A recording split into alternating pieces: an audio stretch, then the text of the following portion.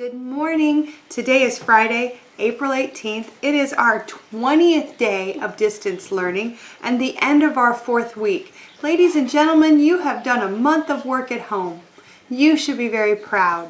Moms and dads, you've done more than a month of work at home and you should be very proud.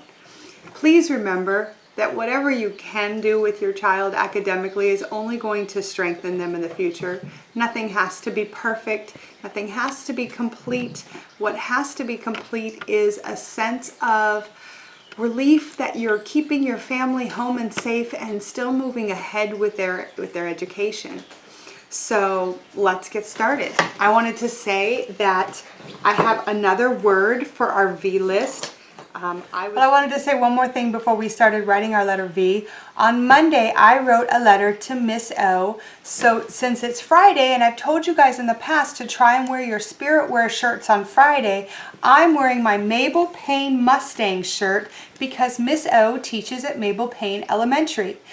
Every Friday, try to wear your Spirit Wear shirt. Now let's get started on our writing. We are working on the letter V. You know you got to start at the smiley face. You have to go diagonal all the way down to the bottom, diagonal all the way up to the top. You know your spacing has to be not too far, not too close. I also want to say you don't want to do a straight line, because I started doing something like that here, and you can see my V looks like it's falling over. If your first line is a straight line, definitely looks weird. It also looks weird if your second line is a straight line. So try to make sure that you go diagonal, diagonal, and make sure that you go all the way from one line to the other line. Don't go past it. Uh-oh, I think I can still save that one. Now, in the past, I've been doing 8 letter V's. 1, 2, 3, 4, 5. So I still have some more to do. I think I'll use a different color. All the way down, all the way up, both in diagonals.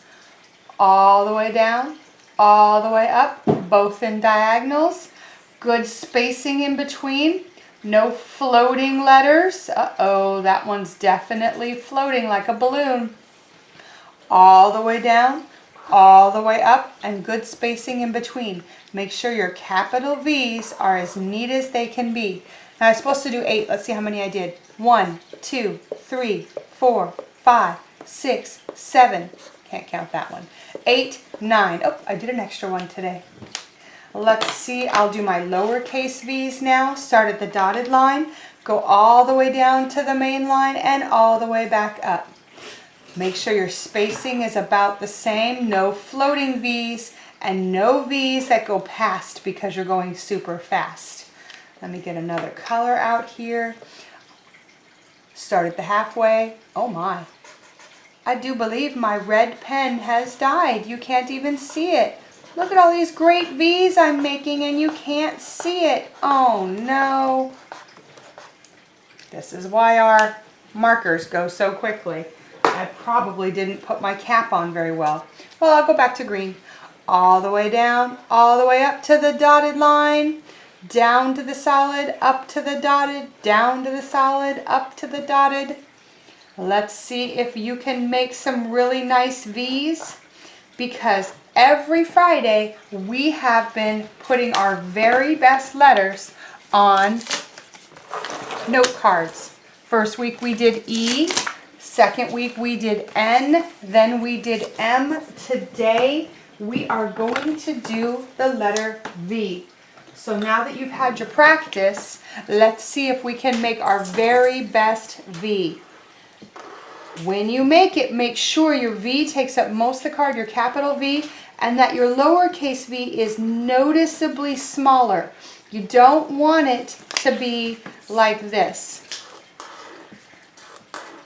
because those look almost the same. You want to make sure that it's your very best work on this card, and so your capital and your lowercase v should be different sizes from each other. We're on our way to making a really good book of all the letters that we've been learning while we've been out of school. So that's it for the letter V. Okay, it's time for calendar. And as usual, we start off with, do you know what month we're in? Well, I'm going to give you a clue. We're in the 4th month of the year. That didn't help, huh? Our month begins with the letter A. That didn't help, huh? Well, let's look over here at the calendar. A, just like I said, P-R-I-L. April. April. We're in the month of April. And just to check to make sure it's the 4th month. January, February, March, April. It's the 4th month of the year. And of course we have to practice our days of the week. Let's see. Sunday, Monday, Tuesday, Wednesday, Thursday, Friday, and Saturday. Do you know what comes next? The pattern, of course. So you know our pattern, rainbow, umbrella, raindrops, rainbow, umbrella, raindrops. So if we get all the way down to here and we're at rainbow, what do you think today's picture is going to be in the pattern? Make your guess, because I have it right here, and it is, that's right, you guessed it, it is the umbrella. Now that we've figured out the pattern, we're going to have to do our counting. So I want to hear everybody counting. 1, 2, 3, 4, 5, 6, 7, 8, 9, 10, 11, 12, 13, 14, 15, 16, 17. Good counting. Now we're going to have a weekend here, so when we come back and you see me on Monday, these are going to be filled in. What do you think the next one's going to be? Make your guess. What do you think the one after that one is going to be? Let's see if you guys can look at this for a minute. I want you to notice that even though our pattern goes this way, I also see our pattern going diagonal across the calendar. My rainbows are going in a straight line. My umbrellas are also going in a straight line. And the raindrops are, sorry, not a straight line, a diagonal line, are going in a diagonal line. So you can keep the pattern going in your mind. So if you know it's going to go here, you know it's going to go here and here as well in the diagonal. So hopefully you guys can figure out what Saturday and Sunday are going to be, and you'll see it next time we're here. Now, today is the 17th. So I'm going to stick my little today marker right here, and we need to, oh my, and we need to know what day of the week it is. So once I get it to stay, there we go, now it's staying. Then we can take our finger and follow it up to Friday. Up, today is Friday. So let me get my Friday sign out, and I will put today is Friday up. Yesterday, remember yesterday comes before today, so we're going to look in front of it, something that already happened, and we're going to put the yesterday sign right there, and let's see if we can figure out what day yesterday was. Do you know? T and H together make a sound. You have to stick your tongue out to say it right. So we have Thursday. Thursday. Yesterday was Thursday. So let me stick this out. And tomorrow will be, oh, I got to follow my finger straight up to see. Saturday. Tomorrow will be Saturday. And Saturday is a no education day. Well, you can still do education, but it's a no distance learning day. So we have today is Friday, yesterday was Thursday, and tomorrow will be Saturday. It's time to take a look at our weather. Let's come on out to the window and take a quick look up in the sky. Wow, things have actually changed from yesterday. We had 3 days of beautiful sunny weather. Come on in and let's look at our choices.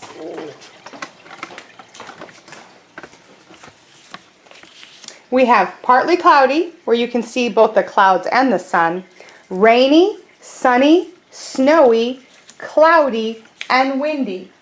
So look for a moment, which one would you choose? I think I'm going to go with cloudy today. We definitely have some clouds outside. So let me stick that in our weather is. Our weather is cloudy. That's all for calendar today. Today's story is If You Give a Moose a Muffin. It's by Laura Numeroff and illustrated by Felicia Bond. We've been reading her books all week, and this is the last one that I have. So this will be the last one that we read. Oh, I like the moose. He's looking at a house, and there's some really cool smells coming out of the house. I can see that from this. I wonder what he's smelling. Well, wait a minute. The title is called If You Give a Moose a Muffin. Maybe that's a clue. You think he's smelling muffins? Oh, he is, because this child is throwing the moose a muffin. If you give a moose a muffin, he'll want some jam to go with it. So you'll bring out some of your mother's homemade blackberry jam. Oh, blackberries are so yummy.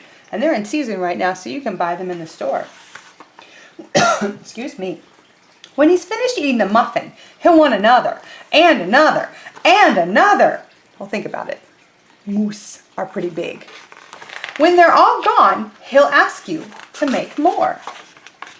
You'll have to go to the store to get some muffin mix. He'll want to go with you. When he opens the door and feels how chilly it is, he'll ask to borrow a sweater.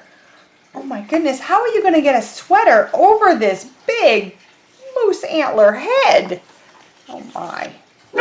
When he puts the sweater on, he'll notice one of the buttons is loose. Oh, very smart. They didn't give him a hoodie. They gave him one he could put on arm in arm. He'll ask for a needle and thread, probably to fix the loose button. He'll start sewing. The button will remind him of the puppets his grandmother used to make. While he's sewing, the boy is thinking, uh-oh, the vase fell over. Vase. There's a V word. We already have that one on our list, but still pretty cool. So he'll ask for some old socks. He'll make sock puppets. Wow, he's busy at work there. Hey, that might be something we could do too. We could make sock puppets. I'll have to think about that. When they're done, he'll want to put on a puppet show. Oh, it's Moose and Mouse. That's cool. He'll need some cardboard and some paints. What does he need those for? Let's see. Oh my goodness. Then he'll ask you to help make the scenery. Ooh, he's painting a big scenery for a giant puppet show. I can't wait to see when it's all done. Whoa! Look at this amazing place for the puppet show. It's even got an airplane and space aliens. Wow, this is cool. When the scenery is finished, he'll get behind the couch, but his antlers will stick out. Oh, totally. What happened to the boy? Another kid exhausted by these animals. So he'll ask for something to cover them up. You'll bring him a sheet from your bed. When he sees the sheet, he'll remember he wants to be a ghost for Halloween. He'll try it on and shout, "Boo!" It'll scare him so much, he'll knock over the paints. Oh my goodness, Moose scared himself. That is too funny. So he'll use the sheet to clean up the mess. Then he'll ask for some soap to wash it out. He'll probably want to hang the sheet up to dry. Well, that's a good idea. He'll go outside and put it on the clothesline. When he's out there, he'll see your mother's blackberry bushes. Seeing the blackberries will remind him of her jam. He'll probably ask you for some. And chances are, if you give him the jam, he'll want a muffin to go with it. I love this one. As usual, the illustrations are amazing. I hope you have some Laura Numeroff books at home that you can read with Mom too. They're great circle books because they always start at one point and end back at the same point after a big long circle. Well, here we are in the backyard. Remember earlier this week we planted some vegetable plants, vegetable. So I'm going to water mine. I know they were around here. And I know they were around here. Want to make sure you water them every day for the first couple weeks because you really want the seeds to have a good chance to grow. So I'm going to do this, and I'm hoping that I see some sprouts pretty soon. These red things are peppers from my pepper plant. They just keep falling down. But keep watering your vegetables and hopefully you'll see some sprouts pretty soon. Now for math today, since it's Friday, Miss Mary's going to do some exercises. So let's see, we're doing the number 8. I think I'll start with some, I'll do the arm rolls. Let's see. 1, 2, 3, 4, 5, 6, 7, 8. And now I'm going to go backwards. 1, 2, 3, 4, 5, 6, 7, 8. I'll do some jumping jacks. Let me find a good level spot to do my jumping on. 1, 2, 3, 4, 5, 6, 7, 8. Let's see, I can do squats where you get down really low. You guys ready? Let's see if I can do 8 of those. 1, 2. Try to keep your back straight. 3. Go down as far as you can. 4. I'm sure you guys can go way farther than I can. 5. 6. Keep the camera still. 7. 8.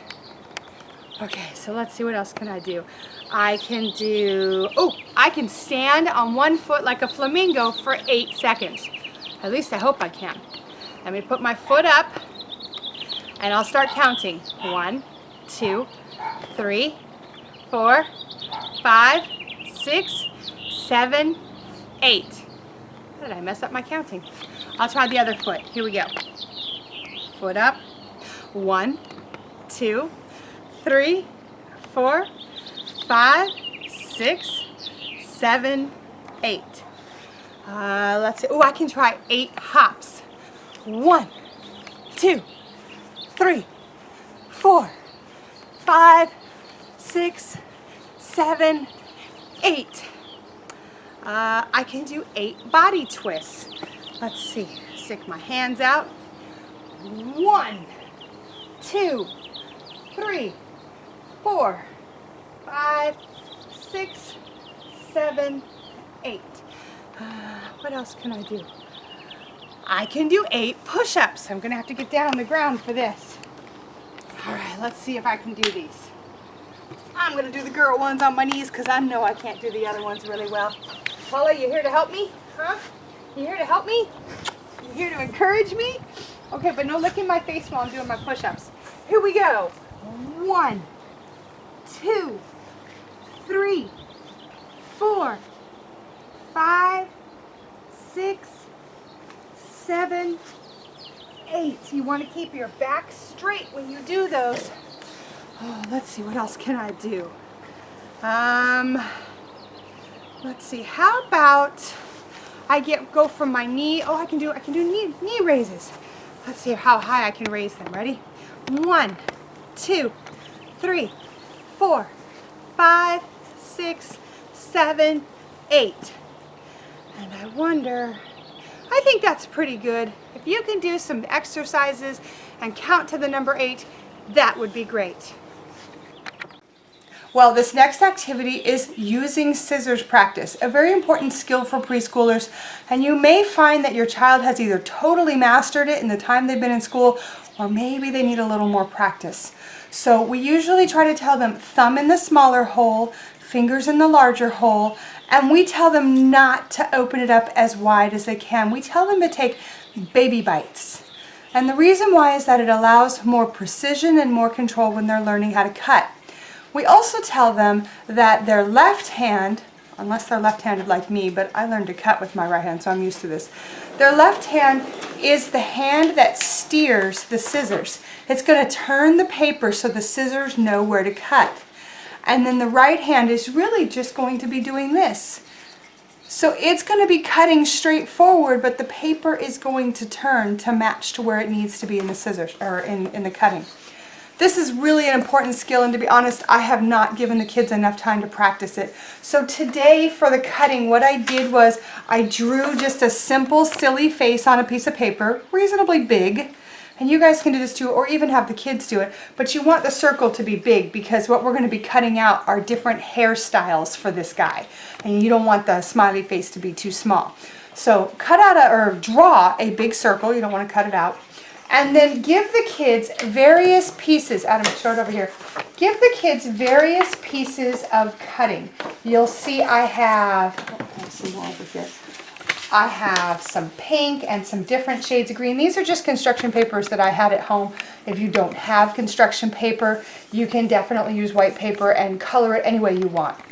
So I have some spikes, some long lines, some short lines, and some wiggly lines for the kids to practice.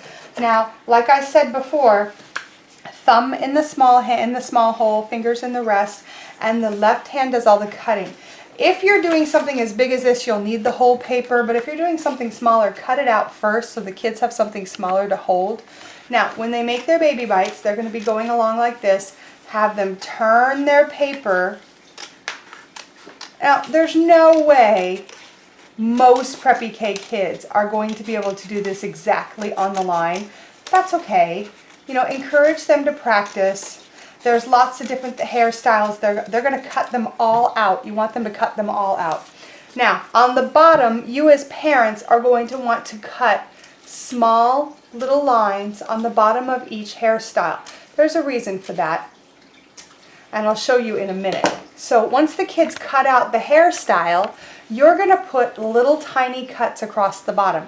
They're going to cut out all of these. Each one is going to take some practice because, especially with this one and the long-haired straight one, because that really takes a skill to be able to turn the paper the whole way on the turns here at the top and the bottom.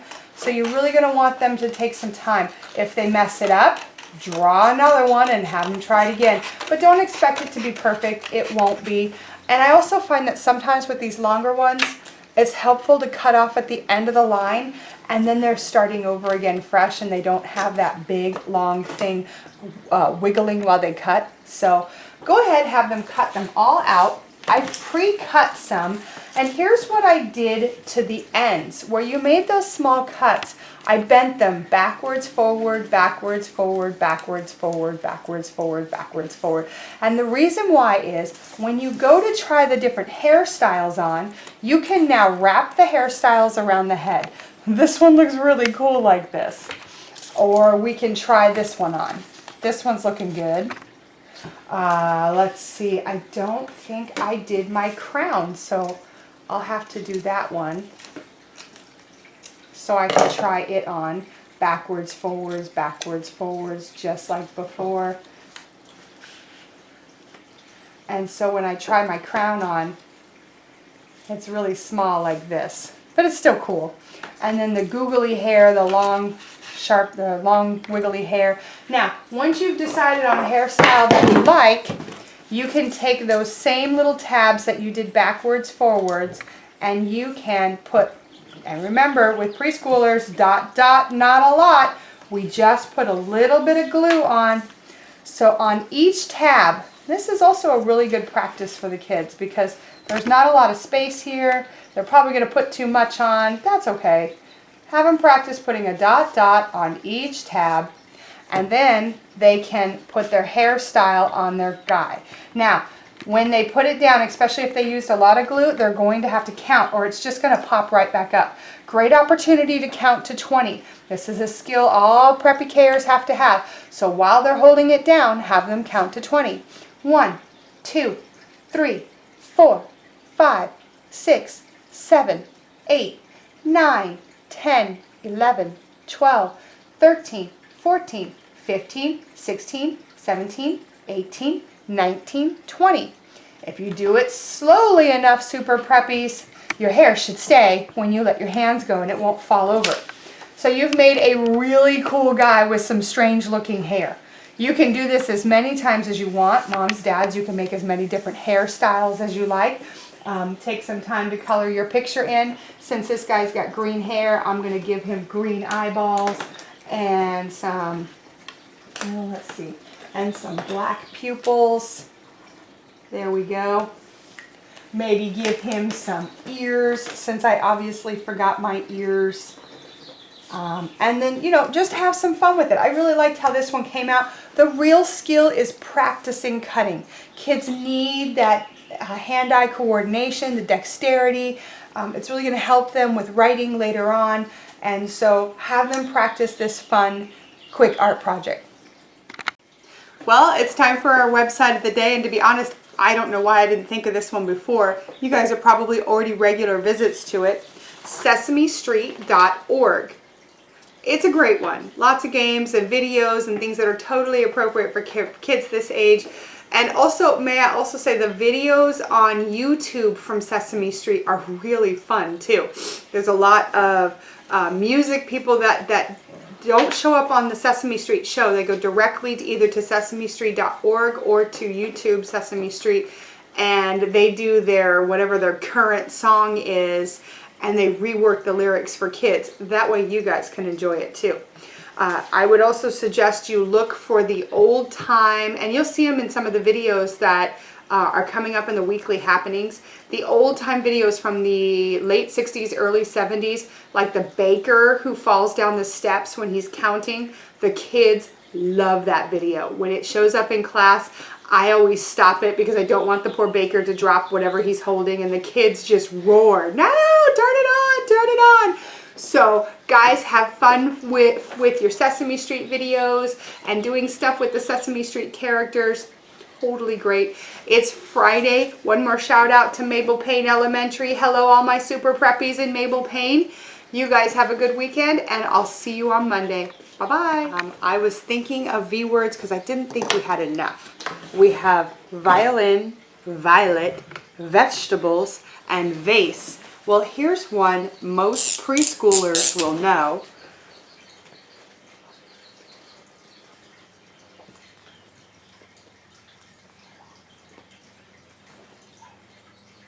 Excuse me for writing upside down and being kind of sloppy.